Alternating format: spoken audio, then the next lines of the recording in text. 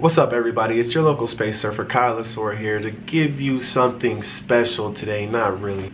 Today I'm going to do a recap of episode 4 of Juuni Taisen, and I'm also going to express some of my opinions and feelings on the series thus far. For those who haven't watched the series, I'll go ahead and give you a quick breakdown of what the series is about. It's basically about 12 fighters in a battle royale, and each fighter represents a different animal from the Chinese zodiac.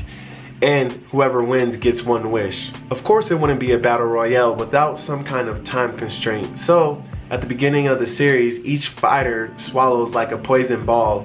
So if another fighter doesn't kill them, eventually the poison ball will. Since each warrior is based off an animal from the Chinese zodiac, I'm going to call them by their animal names and not their real names because I really don't feel like trying to pronounce all that shit. Episode 4 talks about the monkey and dwells into her past and gives you kind of a good idea of what she represents and why she represents what she does. It is showing you what is motivating her to keep the peace between the fighters that are taking place in this battle royale. Throughout the series, from the beginning episode, you quickly realize that this girl is about peace, and you hear stories from other fighters, and you also, when you see her past, you can tell that she has stopped a lot of conflicts between lots of countries throughout the world. In episode 4, it shows a very specific scenario where she resolved a conflict temporarily, only to find out a few weeks later that it's right back to where it was, if not a little bit worse, which leads her to leaving a note for her husband, basically saying that, hey, I gotta go handle business and I'll be back, and that's when she goes into the tournament. Now, out of all the characters that they have showed a backstory to, I will say she is the most likable,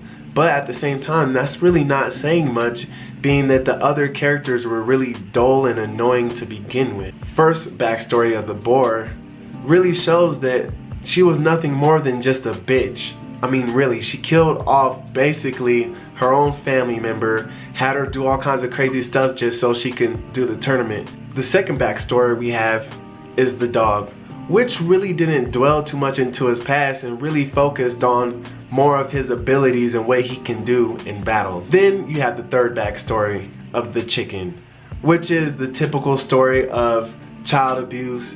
She ends up killing her parents, and then a family takes her in, basically using her as a killing machine. Now, with that being said, I have noticed a pattern with the way that they do the backstories. So every time that they do a backstory of a character, that character dies within the same episode, which was cool the first episode, but by the second and third episode, it already was predictable and anticlimactic. The way the dog died was very predictable and annoying because he was fooled by the chicken, who the whole time, from the time that they first met, was acting naive and timid from the beginning.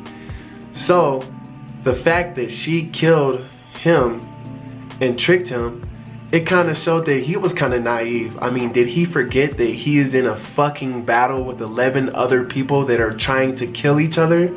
I mean, come on now. But I saw it coming, didn't really surprise me, really wasn't a shock. After the first episode, I kind of expected it. This brings me back to the monkey, who has a backstory, but she didn't die in the same episode, but she probably will die in the next episode because at the end of the fourth one, she was about to start battle with the rabbit, which is a crazy guy who can bring people from the dead or whatever. A piece of me likes her character, but a piece of me doesn't like her character because, okay, it's understanding that, okay, we understand that she wants to save the other killers in the battle, but what's the point of doing that when this battle royale is gonna happen again in a few years anyway? Are you gonna be there to try and stop the people from killing each other every time? And if that's the case, why not just battle, win, and make your one wish and wish for world peace or whatever it is? But to be honest, I don't know how big of a wish she could make, but that should definitely be an option as opposed to trying to stop people that are sent there that know that they gotta kill to survive. Like, what's the point of even trying to save these few people? Because you already know, according to the series already, for sure there's at least 4 people dead already. So it's like, maybe she should try and battle and get this one wish and maybe wish wish them all back to life. I don't know how it works. I don't think it's like Dragon Ball or anything, but apparently it has to be a big fucking wish. Something that she can use as opposed to just trying to waste her time saving all of these people that have superpowers and killing each other. All in all, I think the series is okay so far, but what really draws me in is the fluid animation and the fight scenes.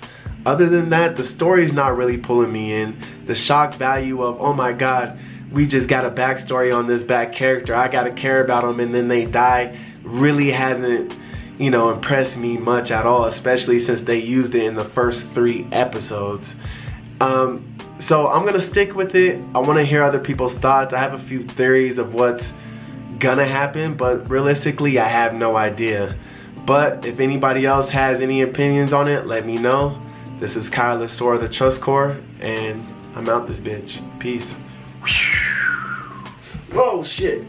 Oh, whoa.